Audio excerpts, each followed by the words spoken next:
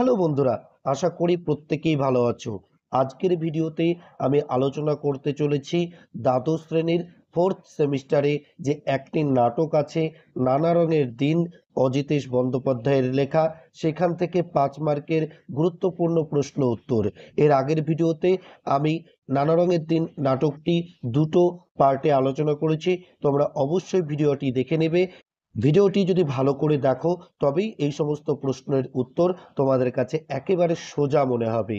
তো ঠিক আছে, ভিডিওটি আগে দেখে নিয়ে তারপরে এই প্রশ্নগুলোর উত্তর করো, তাহলে অবশ্যই তোমরা দেখবে খুব সহজেই বুঝতে পারবে। তাহলে চলো বেশি দেরি না করে আমরা প্রশ্নের উত্তরগুলো নিয়ে আলোচনা করি। প্রথম প্রশ্ন, শিল্পকে যে মানুষ ভালোবেসেছে তার বার্ধক্য নেই কালীনাথ। নানা রঙের দিন নাটক অবলম্বনে মন্তব্যটির তাৎপর্য লেখো। উত্তর দেখো, নানা রঙের দিন নাটকের প্রধান চরিত্র রজনীকান্ত চট্টোপাধ্যায়। জীবনের 68 বছর বয়সে পৌঁছিয়ে তিনি তার অভিনেতা জীবনের অতীতের ঘটনাগুলি স্মরণ করেন। সেগুলি আজ তার কাছে স্মৃতিমাত্র। প্রম্পটার কালীনাথের কাছে তিনি শিল্পী হৃদয়ের একাকিত্ব, যন্ত্রণা, অপমান এবং অসম্মানের ইতিহাসকে তুলে ধরেন। এইসব কথা বলতে গিয়ে বারবার তিনি আঁকড়ে ধরতে চান তার হারিয়ে যাওয়া পুরনো দিনগুলোকে।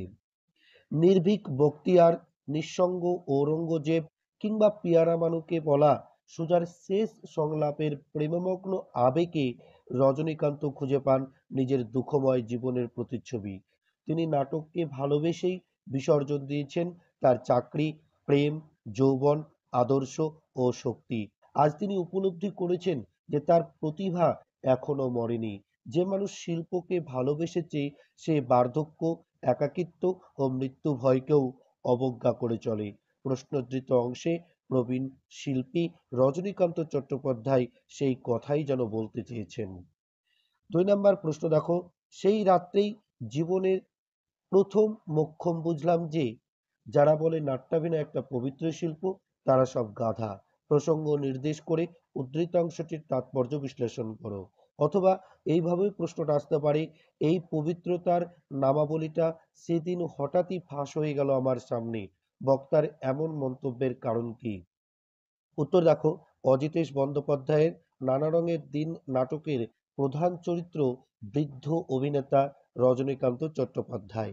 মধ্যরাত্রে দর্শক শূন্য প্রেক্ষাগৃহে দাঁড়িয়ে নেশাগ্রস্ত রজনীকান্ত নিজের অতীত জীবনে ফিরে যান। একে একে তার মনে পড়তে থাকে পরিবার, চাকরি, অভিনয়, প্রতিভা, খ্যাতি ও প্রতিপত্তির কথা। এই প্রসঙ্গে তার হঠাৎই মনে পড়ে তার একমাত্র প্রেমের ঘটনার কিছু অবিস্মরণীয় মুহূর্ত। একটি মেয়ে রজনীকান্তের অভিনয় দেখে প্রেমে পড়েছিল। যদিও সে রজনীকান্তকে শুধুমাত্র আলমগীরের পাঠ করতেই দেখেছিল। তারপরে সেই আলাপ থেকে ঘনিষ্ঠতা এবং ধীরে ধীরে প্রেমে পরিণত হলে রজনীকান্ত একসময় মেয়েটিকে বিয়ের প্রস্তাব দেন। কিন্তু মেয়েটি বিয়ের আগে তার কাছে থিয়েটার ছেড়ে দেওয়ার শর্ত দেন, যেটি রজনীকান্তের কাছে একেবারেই অসম্ভব ছিল। যেদিন রজনীকান্তের তার প্রেমিকার সাথে বিচ্ছেদ হয়েছিল সেই রাত্রেই তিনি উপলব্ধি করেন অভিনেতা আসলে একটা ভার। অভিনেতা শুধুমাত্র সার্কাসের ক্লাউন বা জোকারের মতো দর্শকদের মনোরঞ্জন করে মাত্র।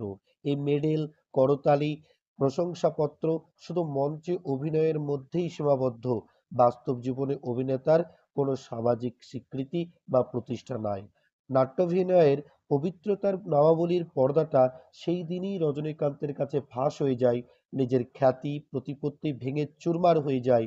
তাই এখানে তিনি যন্ত্রণাটা ফুটিয়ে তোলার জন্যই প্রশ্নোদ্ধৃত মন্তব্যটি করেছেন। এবার আসবো আমরা 3 নম্বর প্রশ্ন দেখো, অভিনেতা মানে একটি চাকর, একটি জোকার, একটি ক্লাউন? কার উক্তি? বক্তার এমন উপলব্ধির কারণ কি লেখো।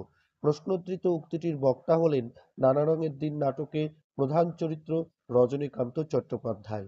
বক্তার এমন উপলব্ধির কারণ কি? মধ্যরাত্রে দর্শক শূন্য প্রেক্ষাগৃহে দাঁড়িয়ে নেশাগ্রস্ত রজনীকান্ত নিজের অতীত জীবনে ফিরে যান। একে একে তার মনে পড়তে থাকে তার পরিবার, চাকরি, অভিনয়, প্রতিভা, খ্যাতি ও প্রতিপত্তির কথা। এই প্রসঙ্গে তার হঠাৎই মনে পড়ে তার একমাত্র প্রেমের ঘটনার কিছু অবিস্মরণীয় মুহূর্ত। একটি মেয়ে রজনীকান্তের অভিনয় দেখে প্রেমে পড়েছিল। যদিও সে রজনীকান্তকে শুধুমাত্র আলমগীরের পাঠ করতেই রেখেছিল, তারপরে সেই আলাপ থেকেই ঘনিষ্ঠতা এবং ধীরে ধীরে প্রেমে পরিণত হলে রজনীকান্ত একসময় মেয়েটিকে বিয়ের প্রস্তাব দেন। কিন্তু মেয়েটি বিয়ের আগে তার কাছে থিয়েটার ছেড়ে দেওয়ার শর্ত দেন, যেটি রজনীকান্তের কাছে একেবারেই অসম্ভব ছিল। যেদিন রজনীকান্তের তার প্রেমিকার সাথে বিচ্ছেদ হয়েছিল, সেই রাত্রেই তিনি উপলব্ধি করেন অভিনেতা আসলে একটি ভার। অভিনেতা শুধুমাত্র সার্কাসের ক্লাউন বা জোকারের মতো দর্শকের মনোরঞ্জন করে মাত্র। এই মেডেল, করতালি, প্রশংসাপত্র শুধু মঞ্চে অভিনয়ের মধ্যেই সীমাবদ্ধ। বাস্তব জীবনে অভিনেতার কোনো সামাজিক স্বীকৃতি বা প্রতিষ্ঠা নাই। তাই এখানে তিনি যন্ত্রণাটা ফুটিয়ে তোলার জন্যই প্রশ্নোদ্ধৃত মন্তব্যটি করেছেন। এরপর আমরা ৪ নম্বর প্রশ্ন করব। আমি রোজ লুকিয়ে লুকিয়ে গ্রিন রুমে ঘুমোই, চাটুজ্যমশাই কেউ জানেন না। কোন নাটকের অংশ? বক্তাকে, তিনি কেন গ্রিন রুমে ঘুমান? প্রশ্নোদ্ধৃত অংশটি অজিতেশ বন্দ্যোপাধ্যায়ের নানা রঙের দিন নাটকের অংশ। উক্তিটির বক্তা প্রম্পটার কালীনাথ সেন। গ্রিন রুমে ঘুমানোর কারণ কি? নাটক শেষ হয়ে যাওয়ার পরেও ঘুম থেকে উঠে ফাঁকা অন্ধকার মঞ্চে যখন একাকী রজনীকান্ত চট্টোপাধ্যায় অস্থির ও বিষামাল হয়ে পড়েছিলেন, ঠিক তখনই তিনি দেখতে পান ময়লা পাজামা ও কালো চাদর গায়ে, এলোমেলো চুলে আর এক বৃদ্ধকে। তিনি হলেন প্রম্পটার কালীনাথ সেন। প্রথমে রজনীবাবু কালীনাথকে চিনতে পারেনি, পরে তার পরিচয় জানতে পারলে এত রাতে তিনি এখানে কি করছেন জানতে চেয়েছিলেন। তারপর কালীনাথ সেন জানান তার শোবার জায়গা না থাকায় তাকে গ্রিন রুমে ঘুমোতে হয়। নাটককে ভালোবেসে নিজের ব্যক্তি জীবনের সুখ স্বাচ্ছন্দ্য তিনি সব বিসর্জন করেছেন। তাই তিনি রজনীবাবুকে বলেছেন গ্রিন রুমে ঘুমানোর কথাটা যেন মালিকের কানে না যায়, তাহলে তিনি বেঘোরে মারা পড়বেন এবং শোবার শেষ জায়গাটুকুও চলে যাবে। অর্থাৎ প্রশ্নোদ্ধৃত উক্তিটির মধ্যে স্পষ্ট হয় যে তৎকালীন সময়ে নাটকের সঙ্গে যুক্ত মানুষদের জীবন বঞ্চনার অন্ধকারে ঢাকা পড়ে থাকত। এরপরে আমরা ৫ নম্বর প্রশ্ন আলোচনা করব। প্রাক্তন অভিনেতা রজনী চাটুর্যের প্রতিভার অপমৃত্যুর করুণ সংবাদ কে বলেছেন? এই অপমৃত্যু কিভাবে ঘটে বলে বক্তা মনে করেন? অথবা অন্যভাবে প্রশ্ন আসতে পারে, হায় রে প্রতিভা কোথায় গেল বলতো? নানা রঙের দিন নাটক অবলম্বনে বক্তার এমন উপলব্ধির কারণ বিশ্লেষণ করো। অথবা এটাও আসতে পারে, দেওয়ালে অঙ্গারে গভীর কালো অক্ষরে লেখা আমার জীবনের ৪৫টা বছর। নানা রঙের দিন নাটক অবলম্বনে উদ্ধৃত অংশটির তাৎপর্য লেখো। উত্তর অজিতেশ বন্দ্যোপাধ্যায়ের নানা রঙের দিন নাটকে উক্তিটির বক্তা হলেন রজনীকান্ত চট্টোপাধ্যায়।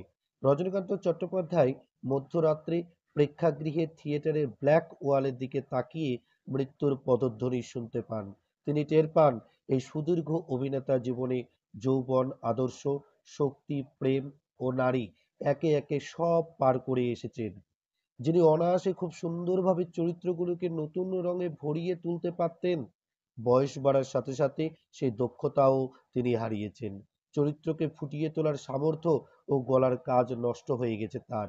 তাই তার মনে হয়েছে থিয়েটারের দেওয়ালে কারো অদৃশ্য হাত অঙ্গারের কালো কালো জ্বলন্ত অক্ষরে লিখে গেছে অভিনেতার রজনী চাটুর্যের প্রতিভার অপমৃত্যুর করুণ সংবাদ। এখন রজনী চট্টোপাধ্যায় নায়কের নায়কের চরিত্রের বদলে পার্শ্ব চরিত্রে অভিনয় করেন, কিন্তু আর কয়েক বছর পর তাকে সেখানেও মানাবে না।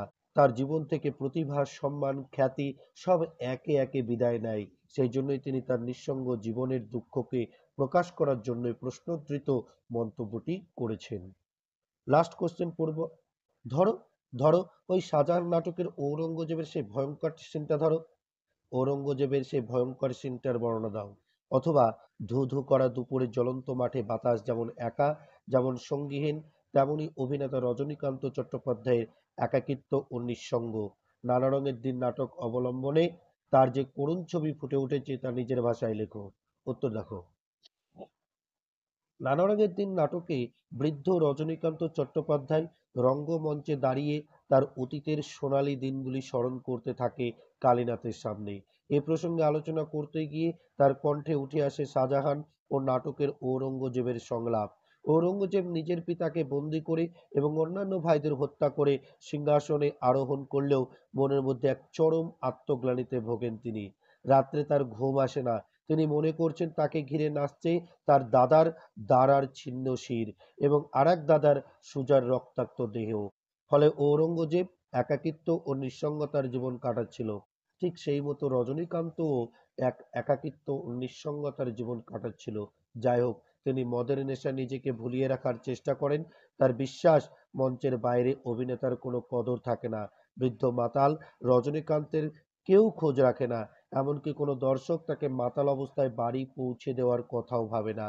এমন একটা লোক নেই যে আদর করে তার সঙ্গে দুটো কথা বলবে বা মরবার সময় তার মুখে দুফোঁটা জল দেবে। এই নিরাশ্রয় ও নিরাপত্তাহীনতার গভীর অনুভূতিকে ফুটিয়ে তুলতেই তিনি জ্বলন্ত মাঠের বাতাসের একাকিত্বের সাথে নিজের জীবনের নিঃসঙ্গ জীবনের তুলনা করেছেন।